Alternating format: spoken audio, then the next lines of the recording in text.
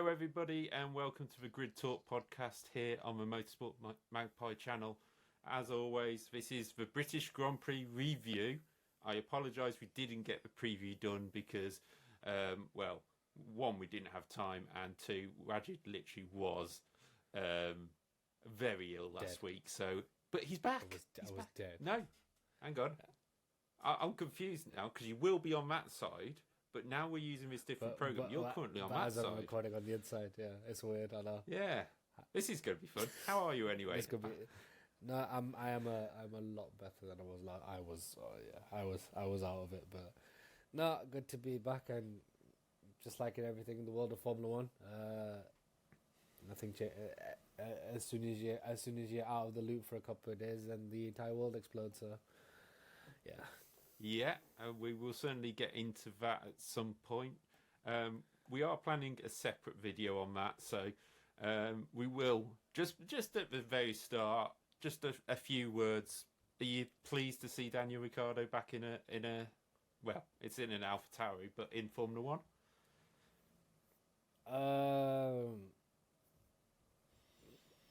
I am. I just think maybe they should have taken Liam Lawson out of Supersport. Out of a Super Formula. Super Sport is motorbike. Sorry, Super Formula. Sorry, yeah. But Super Formula. But I get said, that. We will make. Yeah. I do get the feeling that people have said about Liam Lawson, but in our other video, which we will record later on, yeah, I completely agree with Daniel Ricciardo coming in over Lawson, and those opinions will come across later on. But this is about the British Grand Prix. This is about... Go on. Sorry, I just want to add that I think Checo Perez should be looking over his shoulder for next year. I think Checo Perez is already looking over his shoulder for next year, but for now, this is going to be the British Grand Prix review, not the Daniel Ricciardo review. So we're going to start off with the weekend as a whole. Yet another dominance one for Max Verstappen, really. And who's really going to stop him? It's a difficult one, isn't it? Because they've been, Max has not really done a lot wrong. This is the closest we've ever been to him in terms of having somebody to challenge him, and he still comes out on top. I mean, no one challenged him. Let's be perfectly honest. He was comfortable. He was comfortable pretty much all weekend, except the 5 laps he didn't lead. And now we're getting to a point with Formula One where all the cars are starting to now look like the Red Bull. Every single one is starting to look the same. For a sport that's all about innovation and ingenuity and stuff, for the next 3 years, I feel like it could be very, very boring. Yeah, I mean, even Lewis Hamilton has said it. Weekend. Yeah, Lewis has said it. I know which way Mercedes need to go. I wonder what that means. But yeah, a dominant weekend by Max Verstappen, and a few surprises along the way, which we'll get into. But first of all, we had the British Grand Prix as a normal Grand Prix after the sprint in Austria, back to general normal Formula One things. The first thing we'll jump onto was the Apex Grand Prix.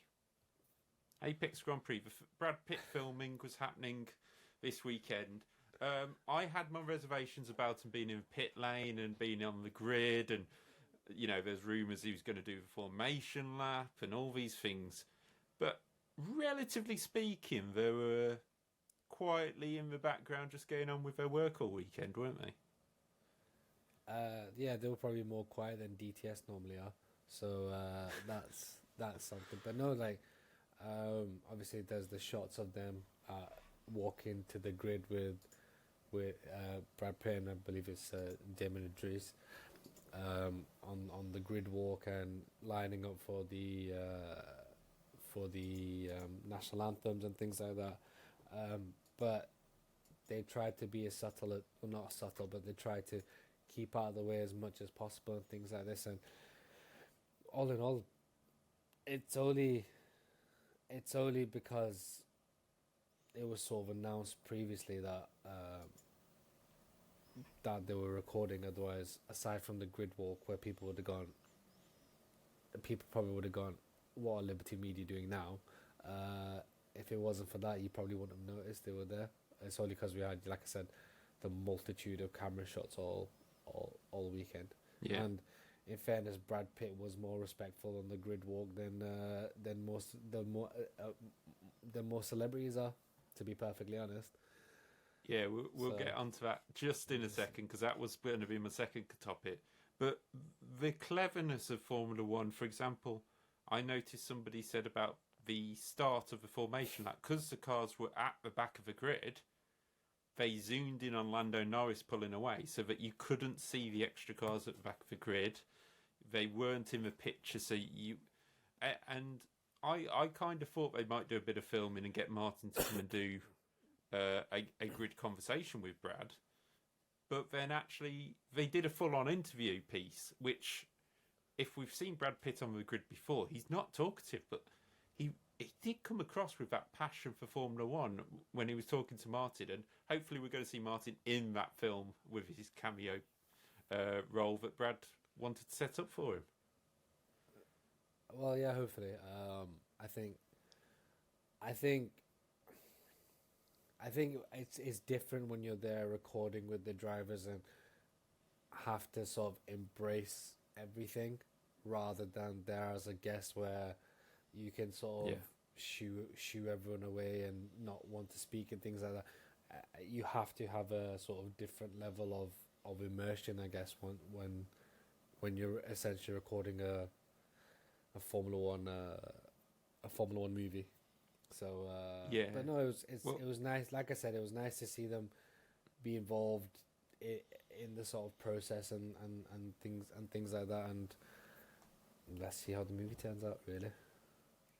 Yeah, and thank you to Trevor Carlin for his crew being out there to make it realistic for the team as well. You know, Carlin have enough on their plate without suddenly becoming stars of a show.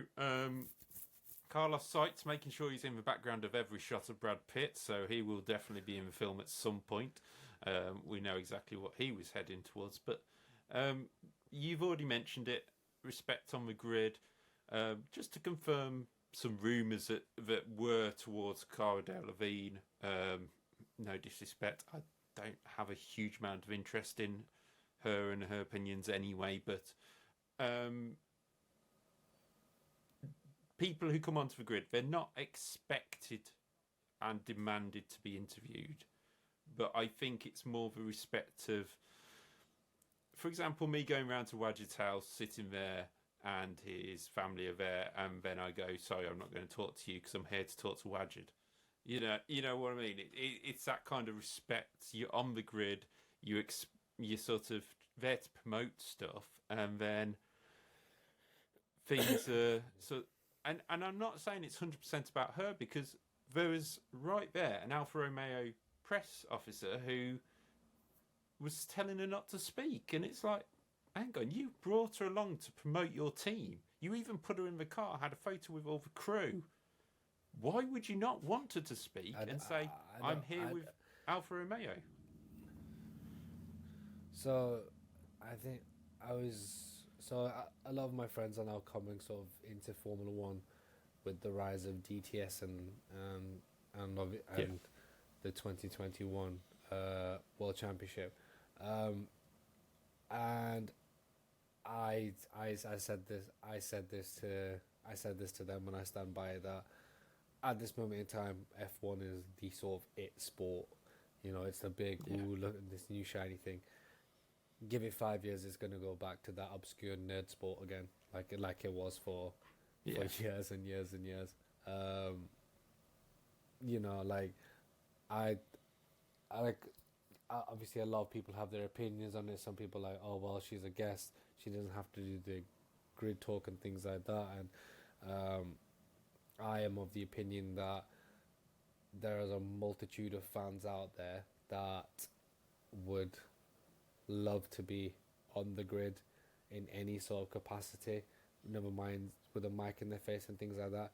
And I think Liberty Media, with all their bullshit circus that they have forming with the sport and how they want to perceive and things like that, I think they need to have a conversation with all the teams and any celebrity guest that if a member of the media comes up to you, you have to be available to speak to them. If not, then you're not allowed on the grid. And I think that should just be a blanket rule, to be perfectly honest. Yeah, I think that does sound like a very good sort of blanket rule. I mean, I understand, people will suddenly jump on and say, well, Lewis says he doesn't want to speak on the grid, yes, but Lewis has a 70-lap Grand Prix to do straight afterwards. If he doesn't want to speak on the grid, and I think he did in his first year, and then decided, it wasn't for him, which is fair enough, and there's a lot of other drivers that do so. You don't often see interviews with quite a few drivers on the grid, but Martin does have a list. I believe Jess from former WTF1 fame is the producer on the grid walk, and she has a list. They have a list of names that they cannot go and interview because it's said beforehand. So Lewis, for example, that's an understanding which everybody has, not just Martin.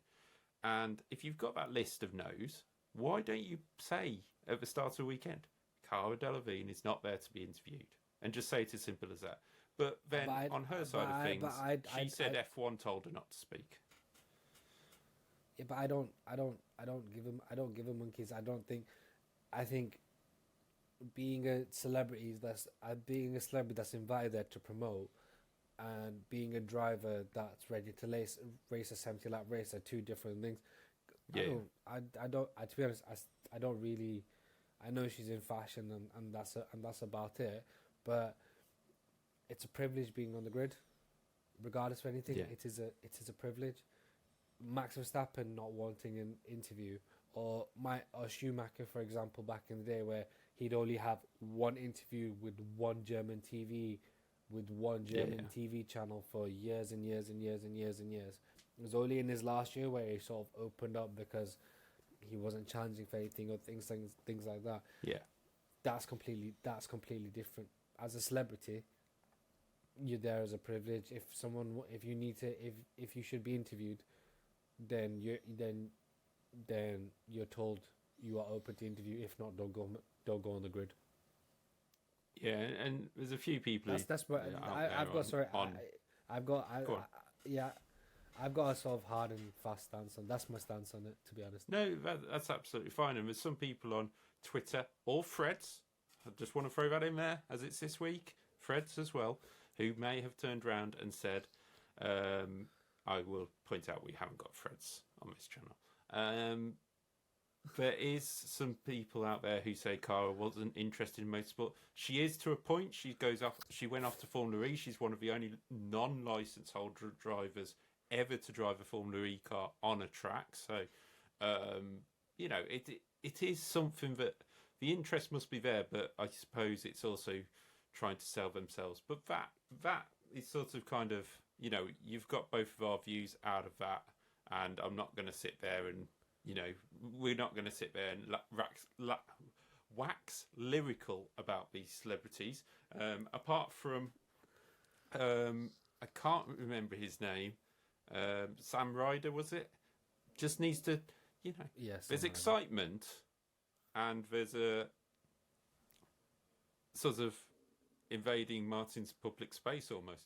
I wasn't sure where it was going to go with Sam. But that's a breath of fresh air.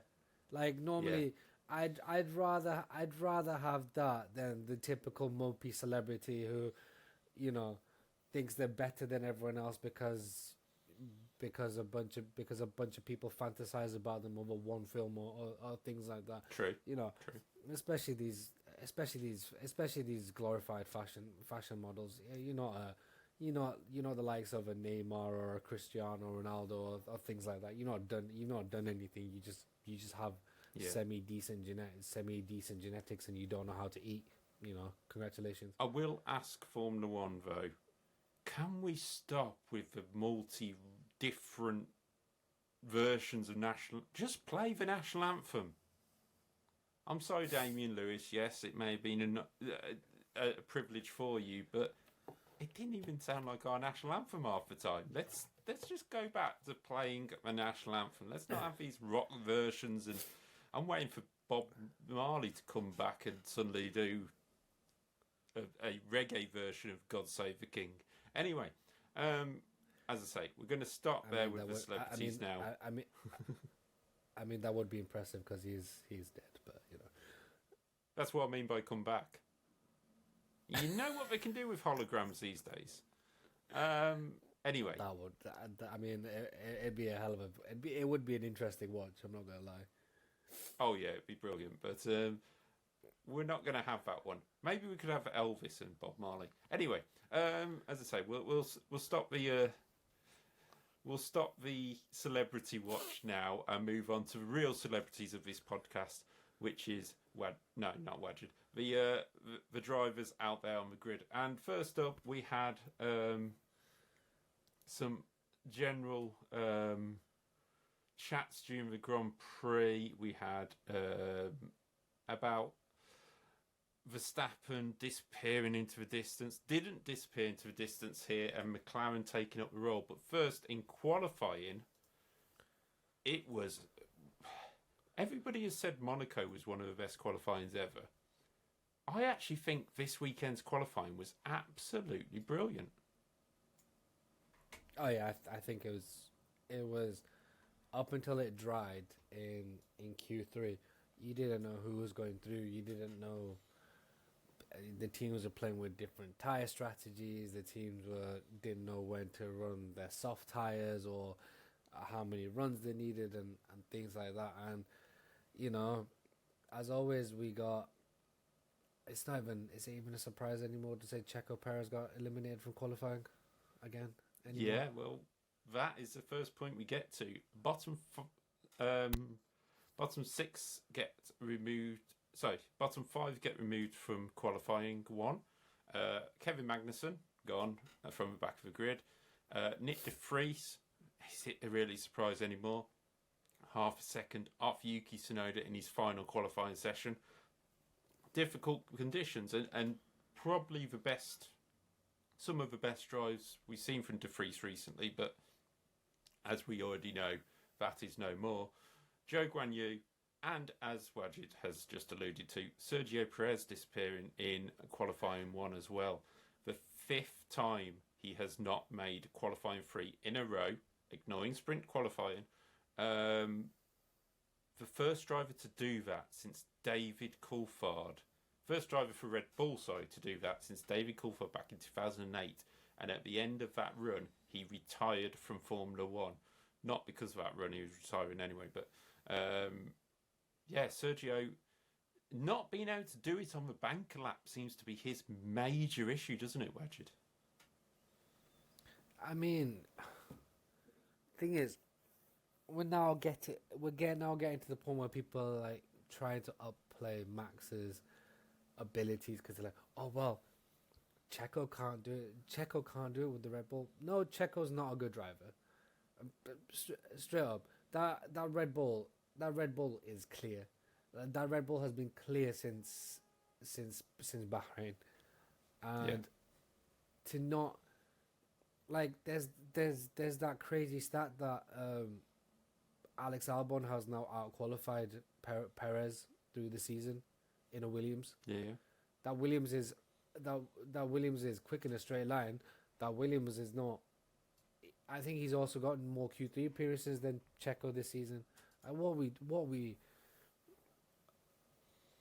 Sergio, I've said multiple times on this podcast, Sergio Perez is very lucky that Red Bull is as quick as it is. Because if Red Bull were in a bigger challenge in the Constructors and the World Drivers' Championship, Checo would have lost his seat. Yeah, it's clear as, because his performances, especially in qualifying, are worse than Gasly and Albon's when they were in Red Bull. So, and that was a worse car. So it's definitely something Sergio's. Well, we've got Hungary next. He has to perform in Hungary. But going off for lap times, let's say that Daniel Ricciardo does do better than Yuki Tsunoda. If you go off Q1 this time, there's less than a tenth of a second between Yuki Tsunoda and Sergio Perez.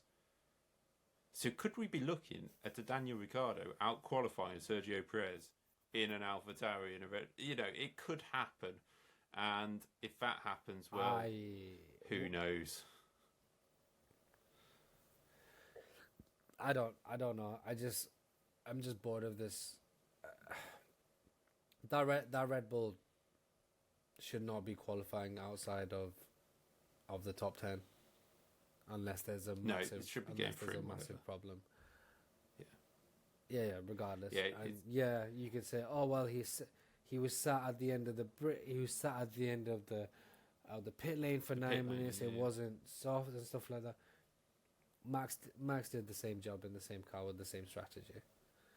And also he had the chance beforehand and I think he possibly had a time deleted, which if he did have a time deleted, he's probably had more times deleted this season, especially with Austria, than he's actually done qualifying laps. So who knows? That's a stat I'm going to have to ask Virtual Statman to try and work out. But just ahead of Sergio Perez was Valtteri Bottas, who got disqualified from qualifying due to fuel irregularities. So that was basically they couldn't get enough fuel out of his tank. So he was running that light and still couldn't qualify higher than 15th. Just ahead of him was Logan Sargent with one of his best qualifying runs of the season, getting into 14th. Esteban Ocon 13th. Lance Stroll, another driver who's really struggling with qualifying compared to his teammate, even though it wasn't the best weekend for Aston Martin. He was 12th. And Nico Hulkenberg, the super qualifier, up in 11th for the Haas, well out qualifying Kevin Magnussen, which is a battle which we're really going to have to discuss over summer about who gets to stay in that Haas seat. But for now, Nico Hulkenberg is definitely there with 11th on the grid. The top 10, we had Pierre Gasly 10th, Fernando Alonso 9th. As I say, wasn't the weekend to be in an Aston Martin. They just sort of tootled around to get the result they could. Mercedes didn't make the best of qualifying in 6th and 7th. George Russell out-qualifying Lewis Hamilton. After Hamilton has been quickest for most of the weekend. Carlos Sainz 5th, just behind Charles Leclerc. And then it was a surprise of qualifying. 2 McLarens, 2nd and 3rd, just behind Max Verstappen and Lando Norris, almost sticking it on pole. I will tell you now, a lot of people say there's fake noises from F1. That crowd noise when Lando took pole is exactly what happened. Whether it's been amplified a little bit by Formula One, probably. But what a comeback by McLaren, who were running 19th and 20th for some of this season. Yeah, and on this podcast, we took the piss out of certain Mika Hakkinen about where they'd be after the upgrades. So, I mean, sorry, Mika. Maybe the two-time world champion knows a bit more than two fanboys.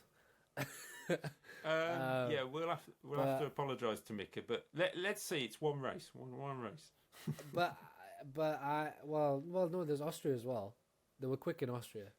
Yeah, they're always quick in Austria. Anyway, no one's mentioned it enough. But I think if it wasn't for that Red Bull DRS system, we'd have had a McLaren 1-2. Very possibly. Because he was behind as he was behind as he came into the third sector. It's only because the hangar straight and that DRS is as efficient as it is. Why we've still not had any investigation into this DRS, I do not know what is going on. Salman, I know you used to work under the Red Bull banner, but come on, can something be done? Because what the hell is going on? How does no one in F1 know how this DRS system works? How has it not been reported on any TV show, actually, on channel?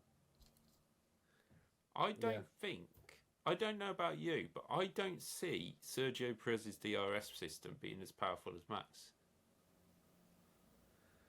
Because Sergio doesn't come flying through the field like Max would. Why I don't think Sergio's a good driver. Yeah. We'll get into the race because I think he got very lucky with the safety car, but we'll get there. In terms of qualifying, if it wasn't for that DRS system, yeah, I see what you mean with that, because it was a brilliant lap by Lando. And one driver who I think was really robbed by the conditions, which is ironic because in the wet conditions he's normally quite quick, and I haven't mentioned him yet, is, I don't care what people say, he races under the tyre licence, but he is British, Alex Albon. What a weekend Williams had. You know, Logan Sargent was thereabouts, and Alex Albon absolutely flying in practice, but because of the rain and because of the tyre temperature needed, that Williams didn't quite get what it needed out of qualifying, and we could have seen Alex well inside the top three if it had just been a normal qualifying session. Well, up until qualifying, they were the genuine second quickest team all weekend. Even with Logan, he was popping up in second. Yeah, he was. But he was second. He was third. Big shout out to Alex Albon, the way he's rebuilt his F1 career, by the way, because after that Red Bull stint, there was that eyebrow raising, but he's done a hell of a job at Williams. And yeah, you could say he was pretty unlucky, because if that Williams had the Haas ability to warm up the tyres the way it did, then yeah, I think he's much further up, which would have made it very interesting for the rest of the grid, because that car is very, very quick in a straight line, as we saw. Yeah, very true. Then we moved on to, obviously, Max up on pole position, faultless in qualifying. Lando was quickest in Q1, but conditions were changing. But then we moved on to race. Lando Norris on the front row, and initially really took the fight to Max Verstappen. Initially in the race, passing Max off the start, which is yet another time we've seen second place in Silverstone get a better start than pole position. We saw it with Lewis 2021. We saw it last year. It's just it's really weird, because that side of the track should never be used either. But it is never used. That's the irony. So there should be no grip there or anything like that. And anyone on that side of the track seems to get a better launch for whatever reason. And it was a fantastic start by both McLarens. Oscar Piastri nearly putting it in the inside of Max, all the way through the sort of the sector 1 into sector 2. Yeah. Into the straight where into Cops. Oscar pulled out of the move. Into Cops, sorry, yeah. Where Oscar did pull out. The amount of times I saw that video clip, by the way. Jeez, I will answer one thing.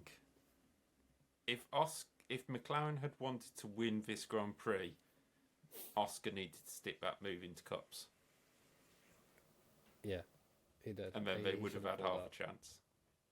He was there as well. He was. Go on. No. I was just gonna say, because I don't think Max would have taken the risk, and I think Max trying to get Bath. I think both McLarens ahead of Max. It would have raised a different strategy. It would have opened up a couple of different strategy options for McLaren. Yeah, we'll get them words out to Wajid. He's still recovering. We'll let him off. It is a bit of a tongue twister, to be fair. And then what we saw was a bit strange, because the top three started to pull away from the rest of the pack. It was Leclerc who was in fourth, George Russell in fifth on the soft tyres, which was a surprise to everybody. George going roughly 28 laps. prior to the safety car. So went a really long way on soft tyres, considering we're at the British Grand Prix, which is kind of heavy on tyres. We know that from punctures in the past. But yeah, really good stint there by George to put that in. And yes, screwed by the safety car, which allowed Lando and Lewis to pit under safety car. But Wajid, we're going to have this talk about George Russell again. And I know I'm sitting here in a Mercedes t-shirt. There we go. But he's too obsessed with Lewis Hamilton, isn't he? It's getting a bit weird, isn't it? It's getting a little bit. So it's It is a strange. conversation no one. It's a conversation no one wants. He's not as good as Nico Rosberg. Sorry. Yeah, but with Rosberg, on commentary about. Sorry, no, go on. Go on. No, carry on. No, go on. No, please. What I was trying to say is, like, with Rosberg, Rosberg went away. Yes, Lewis got under his skin and he went, okay, this is how we might need to do things. But then it was... With George, it just every time that Lewis gets either a rub of the green or is ahead of George in some kind of way, George is so obsessed with Lewis. Nobody else. It's not like, let's get ahead of the Ferraris. Oh, look, Lewis is on the podium. Brilliant. Look how we've done as a team. It's, oh, okay, you beat me out pits. So, but here's the thing. The PR63 machine that is Sky Sports F1. Did you see since when did the statistic become, oh well, since they became teammates, this is the points differential between the two? When did that become a thing? I thought we just judge people season by season. Like the amount of times we were hearing, oh, look how well George is doing first half of last season. Since Lewis stopped being the Mercedes test dummy for the last season, he's kicked George Russell's ass. Let's be perfectly honest. And here's another conversation that no one wants. If Max doesn't take Lewis out in Brazil last year, Lewis wins in Brazil last year. I have we've mentioned that many times. I have no doubt. I have no doubt in my mind. But I've never seen a man get so much PR for not achieving much. It was like, oh, he's missed the Saturday. Oh, he's this. Oh, he's that. It's weird. It's just, I don't know. Just learn off Lewis. Just take in as much. The man's a 7-time world champion for a reason, regardless of the car or anything like that. You're not at Max Verstappen's level. Like I've openly admitted, Max Verstappen is the best in this current generation. You need to learn why Lewis gets under Max's skin so much, in my opinion, to get to that next level. So instead of whining, oh, he's had the rub of the green and stuff like that, and bear in mind, last year the amount of times a safety car worked for George Russell was ridiculous, by the way. And just learn of him. Like, he's beating you this season. He's whooping your ass this. Lewis is whooping your ass this season. He may have had the rub of the green in Silverstone, and he did, because Lewis had an awful start, was nowhere, and he just drove and he got the safety car luck. But learn off him. Learn why he's quicker. Learn why he's quicker than you. In Canada, you were nowhere. Near him. In Austria last week, you were nowhere near him. In Barcelona, you were nowhere near him.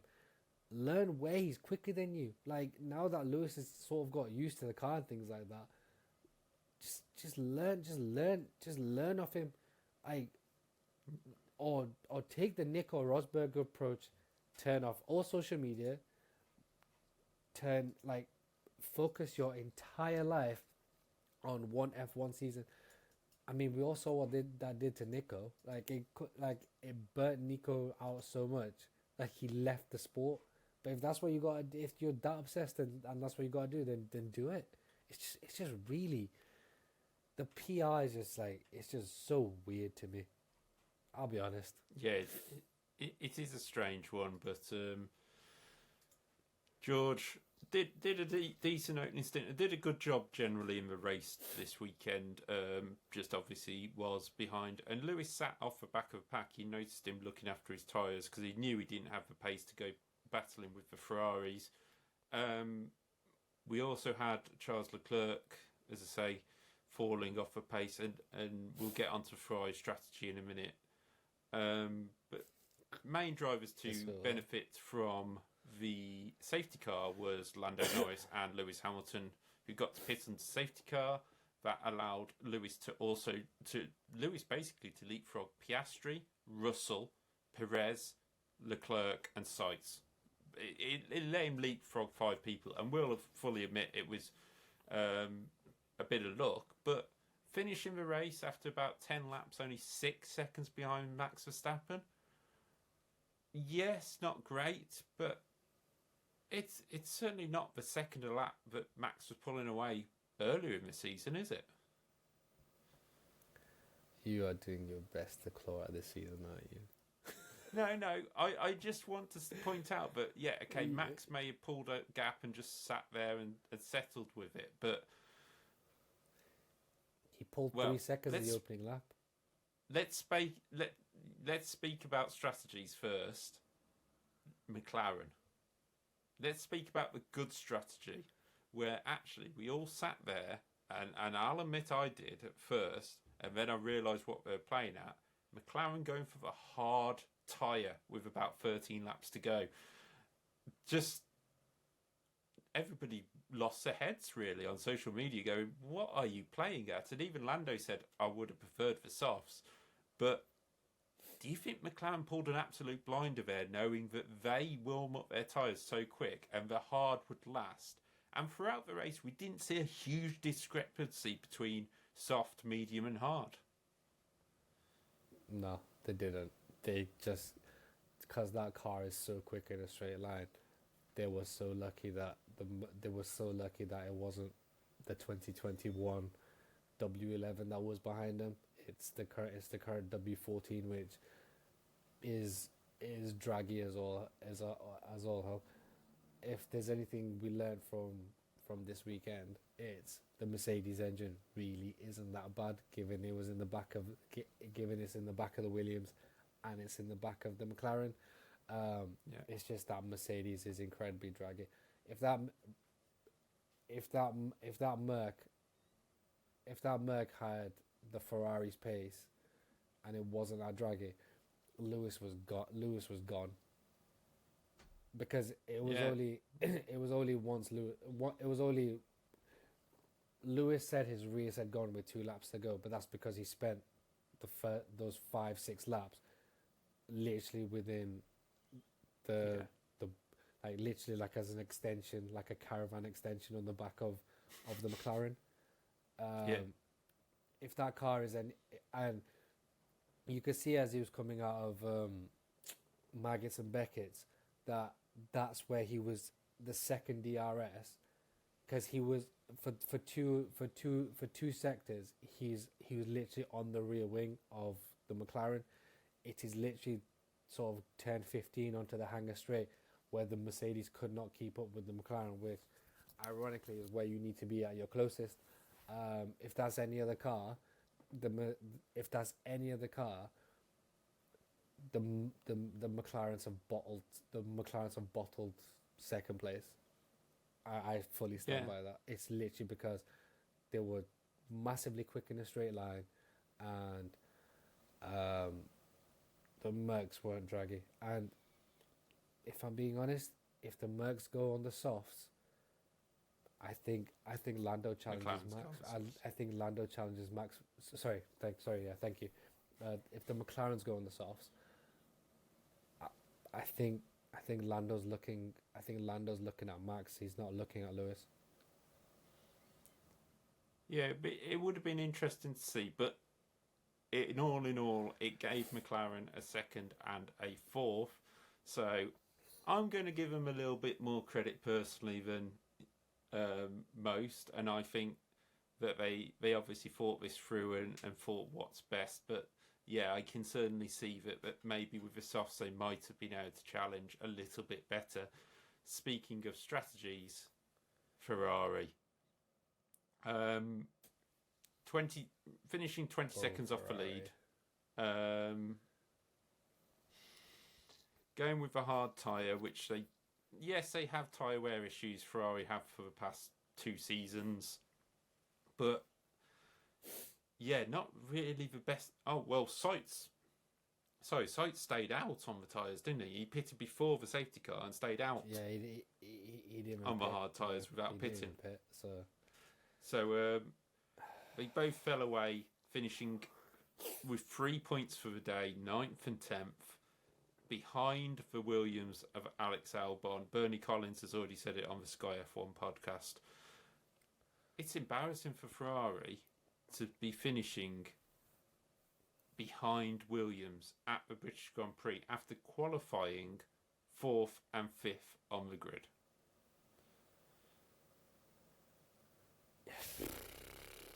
What can be said about the Ferrari strategy that I've not said for the last 2 years?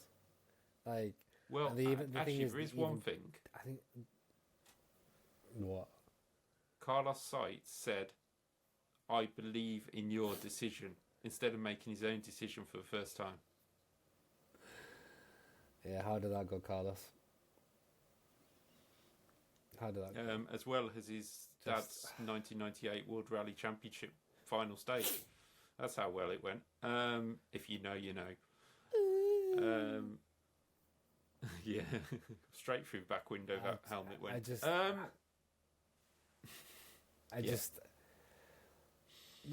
The thing is, they pitted Leclerc again under the safety car as well, and then they stuck him on the medium tyres when everyone else went for softs. It was just there was no reason to go.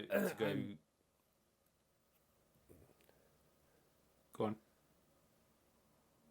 No, I was just gonna say, like, even Christian Horner came out and said we didn't realize how good the soft tire was, and until George did 28 laps on them.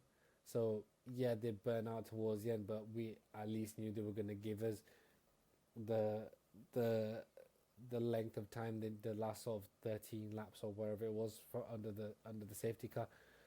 Ferrari just went, no, it's okay. I don't get it. Honestly, I don't get it. We'll have to work out where Ferrari keep going wrong, because they do nearly every week. Fernando Alonso 7th, Sergio Perez worked his way up from 15th to 6th. Probably the minimum he should be doing in a Red Bull, especially with a safety car as well, to aid his progress throughout the field. But definitely better than, say, Lance Stroll's day, where he finishes 14th instead of from 12th. We're going to get onto each driver as we go along, but generally a great day. First time we've had 2 Brits on the podium at British Grand Prix since 1999. David Coulthard and Eddie Irvine popping up onto the podium. So, Evo, Eddie, yes, we know you're Irish, but we'll bring you into the family, shall we say? It's a bit like Andy Murray, he's Scottish when he loses. But it's a thing with British Grand Prix. Yes, Lewis has had all this success, but we haven't really had double success for the British Grand Prix. But all 4 drivers in the top 8, 3 of them in the top 5.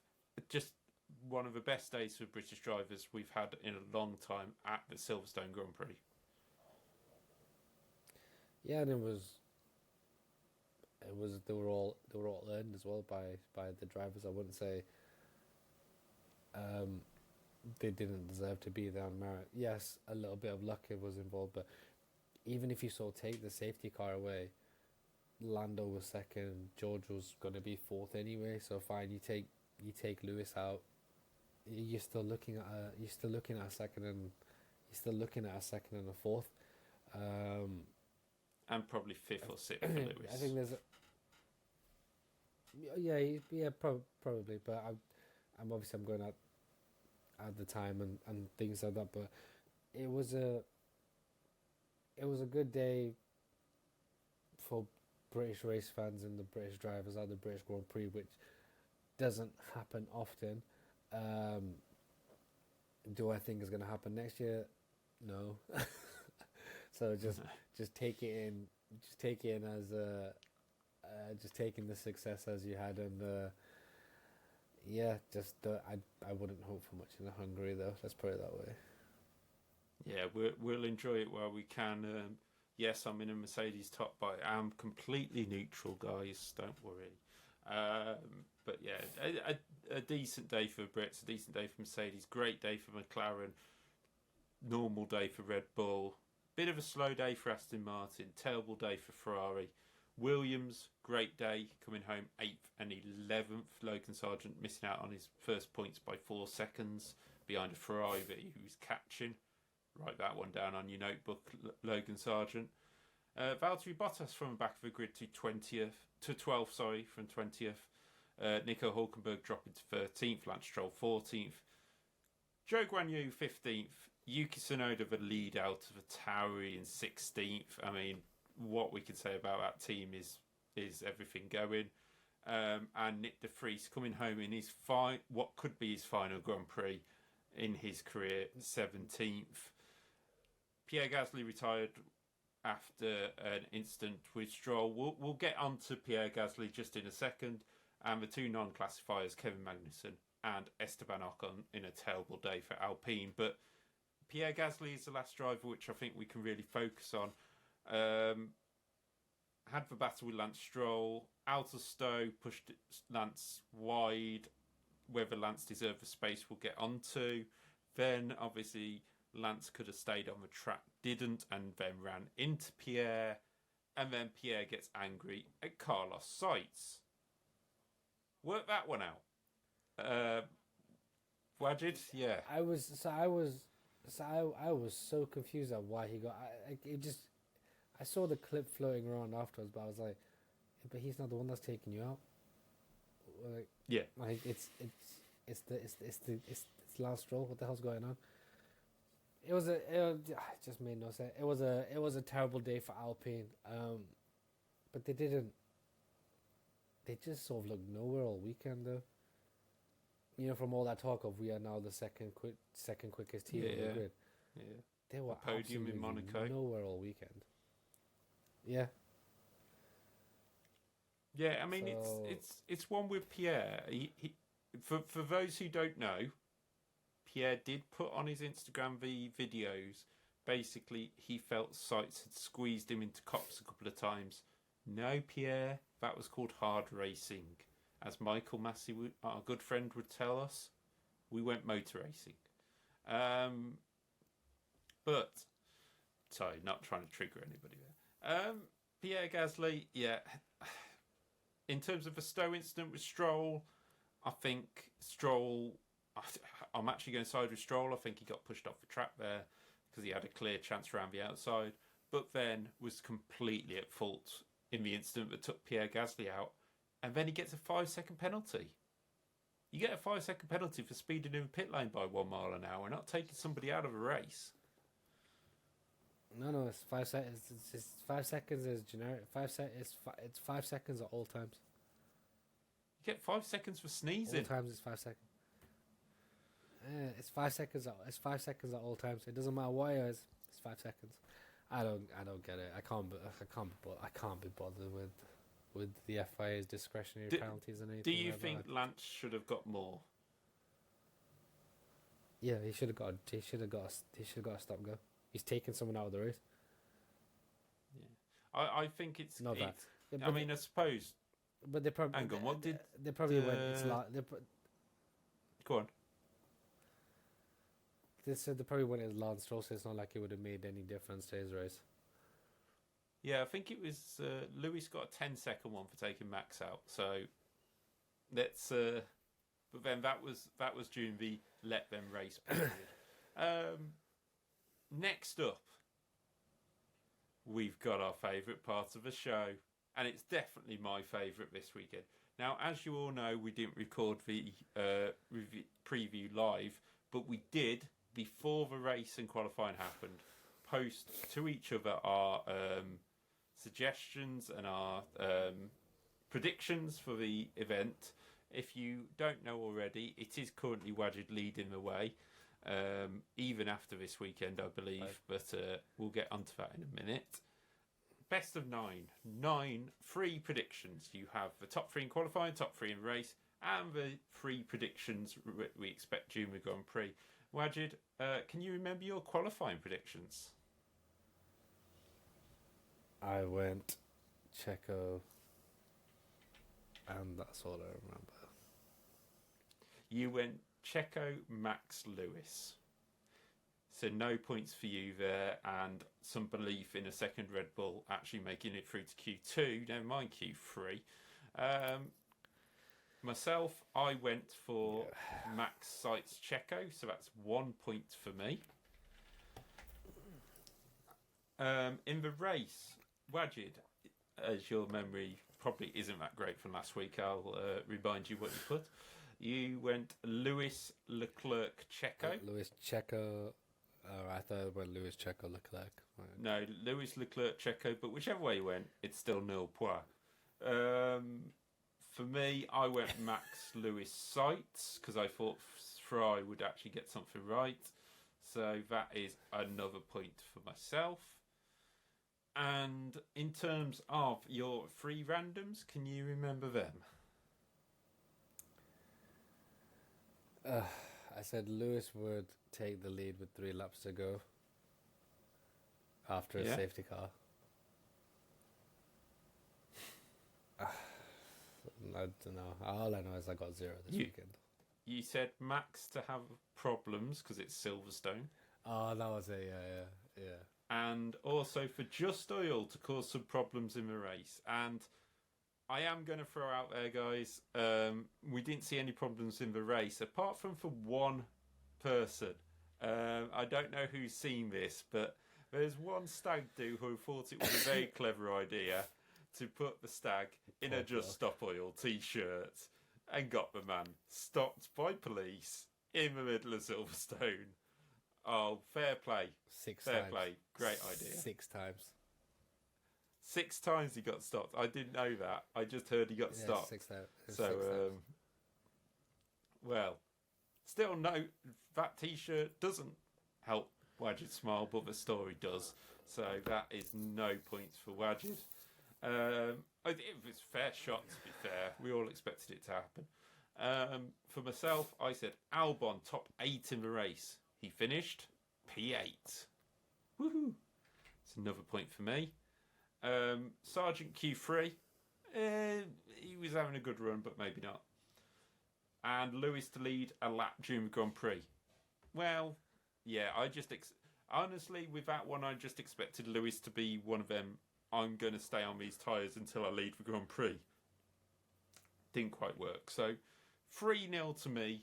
That's the first predictions of a race I have won since round 5. So I'm going to milk that. Round 5 was... Hang on, because we lost China, didn't we? So I haven't got it right over Wajid since Miami. That was a Miami round 5. Nice. Round 5 was Miami. So yeah, I haven't had it right over you since Miami. So I will take pleasure in that. I think I still lead by 2. But I think I still lead by 2. You've got 5, 8, 9, 10, 16 you were on. I am on 5, 6, 7, 8, 9. I'm on 15. So it's 1 point, I believe. Still all to play for. for those who don't know as well,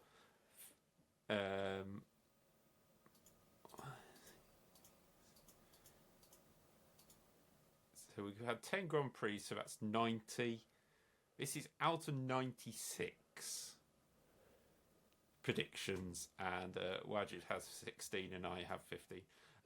Moving on, because we've embarrassed ourselves enough with that.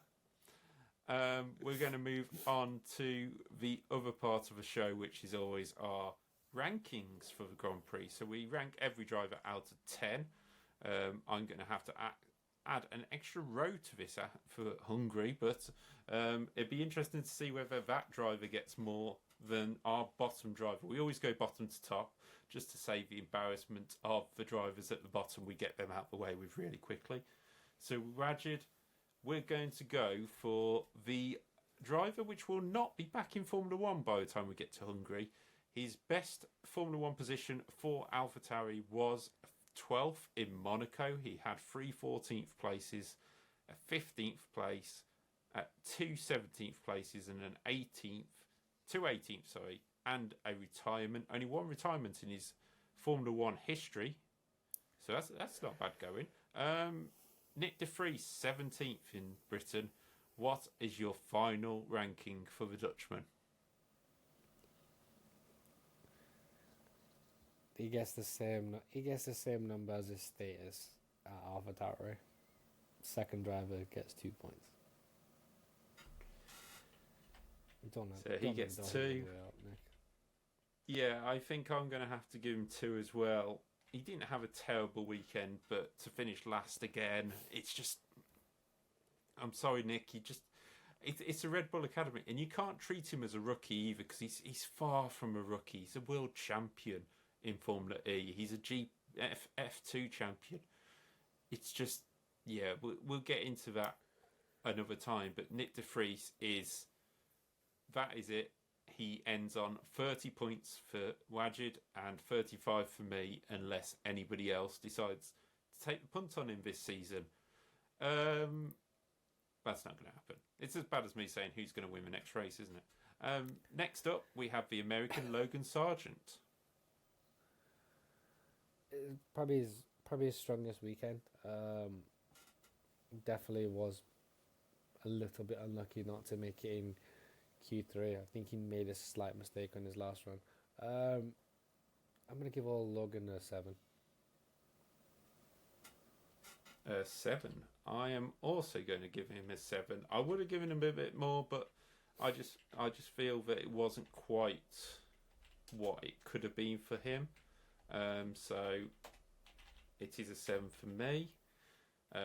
That puts just so people know as we go along, that puts Sargent on 41 points, 11 clear of de Vries for Wajid, and it puts him on 47 for me, so 12 clear for me. So yeah, it really just show that de Vries did not have the races that he wanted. Next up, we go off Wajid's table in terms of bottom to top. So for Spanish Ferrari driver Carlos Sainz, what is your ranking for him at Silverstone? Qualified 5th, and finished 10th. It's a 4. He should have gone against Ferrari. He should have pitted. He couldn't. He had a poor start. Lost the position to George Russell. When he pitted, Lewis was catching him. Yes, he got unlucky with the safety car, but then he just went backwards. Not a good. 4. Yeah, 4. I was debating between a 4 and a 3, but I'll give him the benefit of the doubt because Ferrari didn't help him with the strategy call. But it's not a great weekend. Yeah, I'd go for 5 myself. I'm going for, because I thought during practice he was fine. Qualifying, he had a half decent run. Ferrari looked quite good, and then they threw it all away. So, but they were still behind McLaren. No. Yeah. The only thing they don't throw away is pizza. Valtteri Bottas is the next up. So, driver who got disqualified from qualifying for his fuel not being able to be tested. and came through to a solid 12th in the end. Probably a 6. The fuel's not his fault. That's the team not giving him enough fuel, regardless of anything. And to bring up into 12th in an AlphaTauri, it's not very good at all. Let's be perfectly honest. Yeah, it's a fairly. And he finally beat Guan Yu Zhou, so solid weekend. Yeah, completely agree. Solid weekend. If he got into points, I would have even thought of giving him kind of an 8.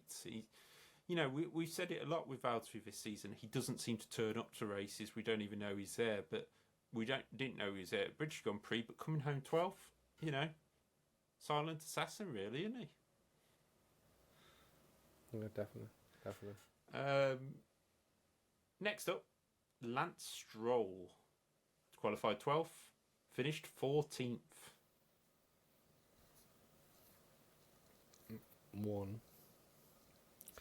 He needs to get off the grid. If his dad's serious about a title-winning team, a team that's capable of winning races and things like that, he needs to get rid of his son. And I'm going to give him a 2. I have a lot more to say to him after when we get to our sort of driver mid-season reviews and things. Half-time review, yeah. For me, I've gone for a 2. Benefit of a doubt that the Aston wasn't having its greatest event, but definitely benefit of a doubt for Lance on that. And if your benefit of a doubt gives you a 2, then I'd be worried. Next up is Kevin Magnussen. Now, Kevin qualified in 19th. Well, he was qualified 20th, but qualified 19th. Then had the engine failure that caused the safety car, but wasn't running that strongly before that either. I mean, he's just been off it for like the last couple of weeks, so probably a 3. He was nowhere against Hulkenberg again, and there's starting to be some bombastic side eye towards K-Mag. Yeah, it's something that's got to be looked at. I'm going to give him a 2. I just don't think it was a very good weekend at all. But for talking of very good weekends, next up is welcome to Formula One, Oscar Piastri. You have finally turned up. Wajid, your score for Oscar Piastri. We seem to have lost Wajid for a second. I think he will be back in a minute. No, I'm still here. Yeah, your video, live video will return when your internet improves, apparently. Oh, for fuck's sake. All right. I guess it's still recording, so we will carry on for now. I think it does record, it's just not. Recording continues smoothly. Live video will return when the internet improves. That's all it says. So we'll have a look into that. But we'll carry on for now. Oscar Piastri, what is your score for the returning? Well, as I say, welcome to Formula One, Oscar.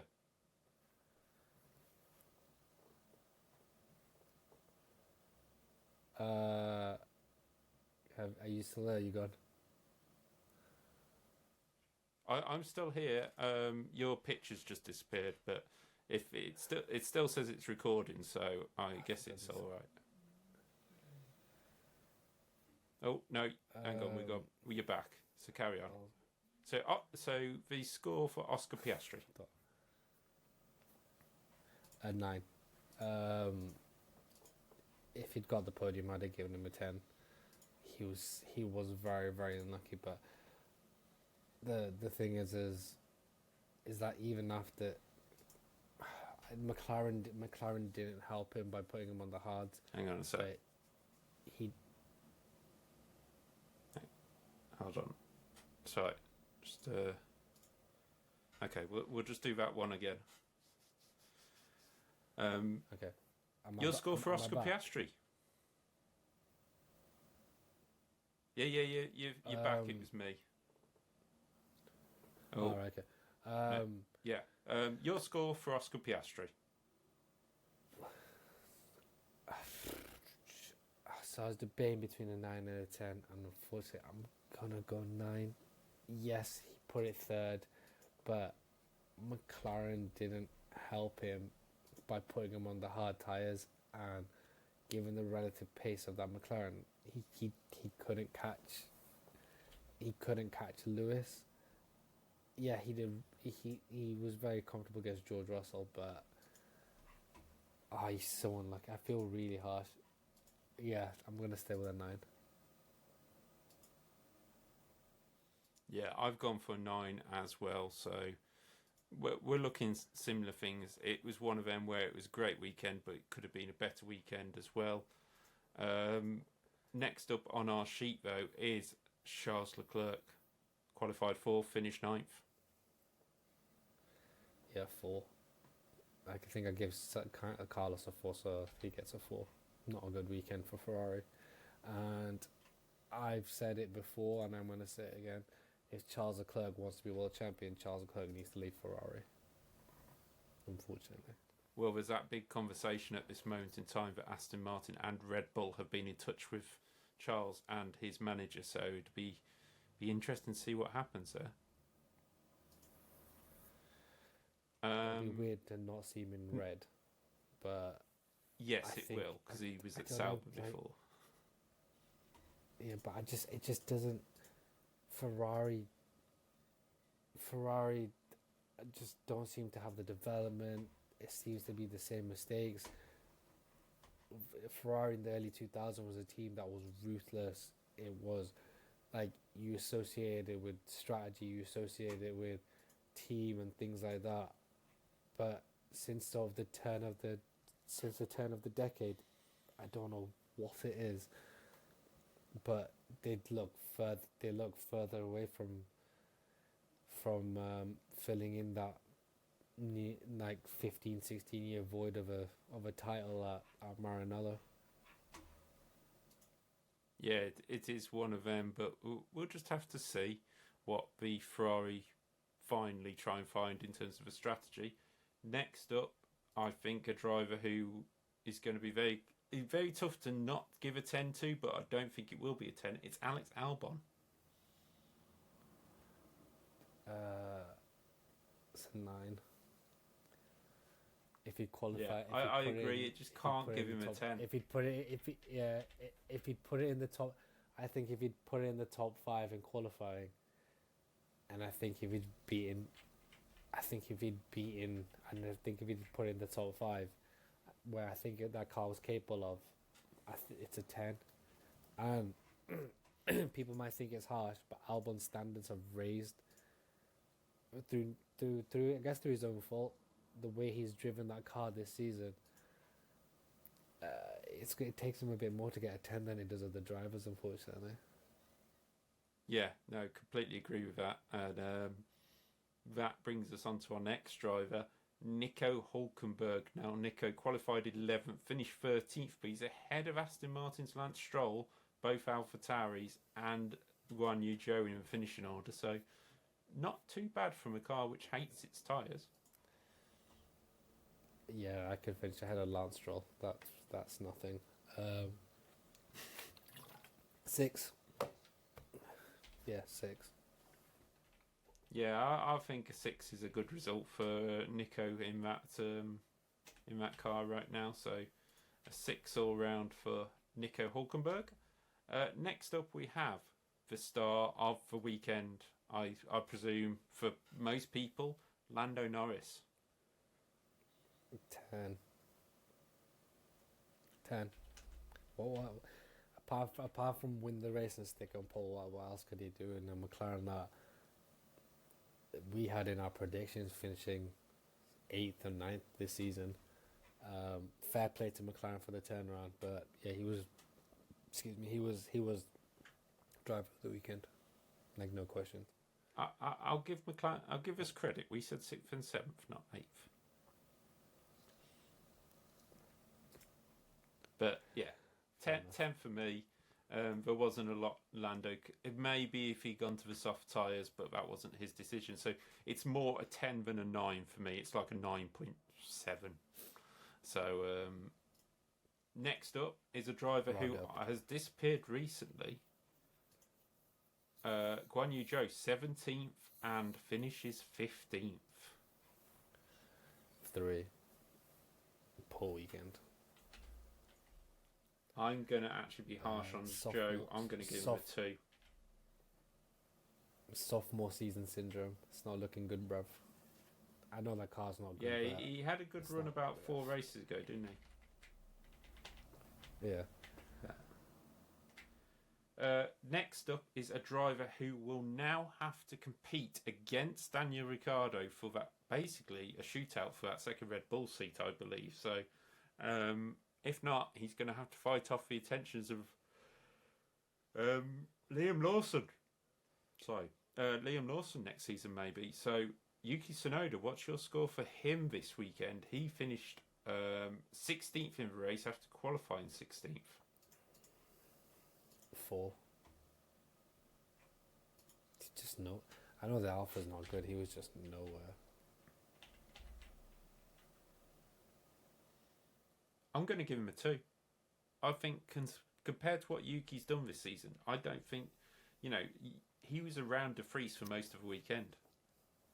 So, next up is the Frenchman who thinks he's... I'm going to change it to a 3. Go on. I'm going to change it to a 3. 3, yeah, that's fine. Next up, the Frenchman who moans about everything. Oh, it could be either of them.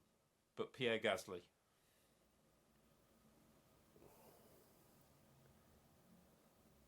3. I can't, apart from getting run off the road by Lance Stroll, I don't actually know what he did this weekend. I'm going to agree with a 3. Next up is Esteban Ocon, the other Frenchman in the Alpine who retired early on in the race.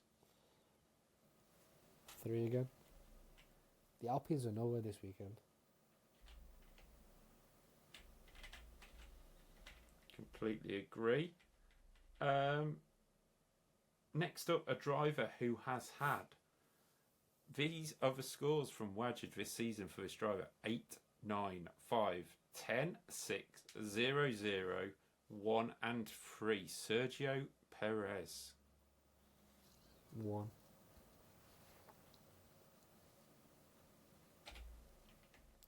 I'm not going to be as harsh as a 1. I am going to go 4.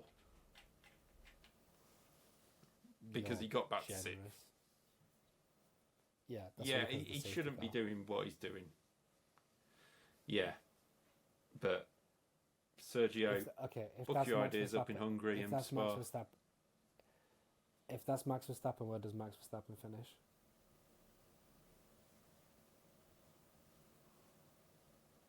Podium. I don't know if he would have caught the McLaren this weekend. But then how can you give him a 4? Because it's below average performance, and average is 5. He's qualified 16th. He's finished 6th. He struggled to get past Albon. He only really got past Albon because Leclerc was all over the back of Alex Albon, and then he had no pace to catch a struggling Mercedes, which was completely shit down the straights. Like, he wasn't catching George Russell at all. Like, as soon as he got to 6th, that's where he's finished. I'm being kind. Sorry, I don't know. Hashtag be kind. I think you're being very not kind. that Sergio's watching this. Not that Sergio's watching this. If you are, hello. Next up is a driver who wears this T-shirt. George Russell qualified ahead of his teammates, but finished behind him due to the safety car. But your score for George Russell?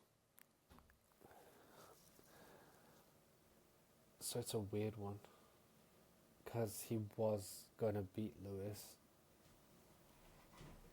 but he wasn't as quick as Lewis. So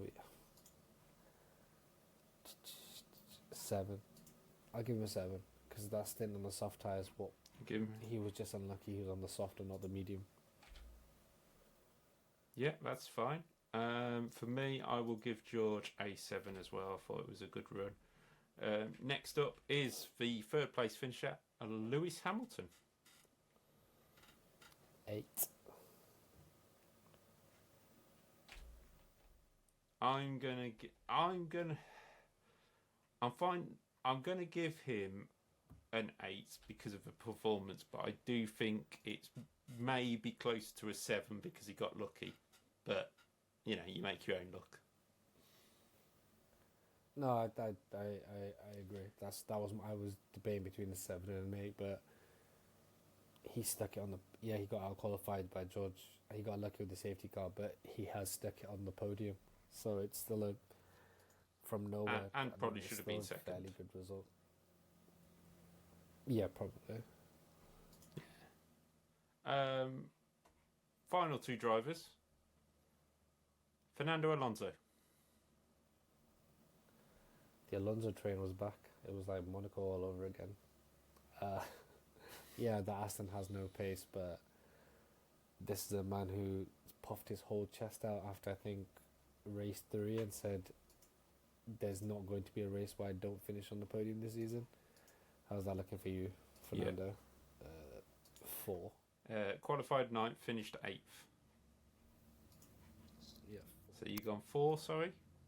Yeah? Yeah, 4. For me, I will give him a 5 after what we expect of this season. I think it's not near what it should be. And last of all, we have Max Verstappen.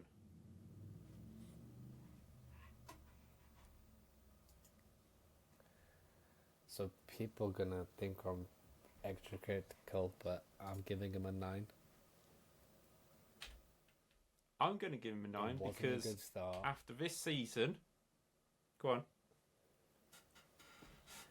It wasn't a good start.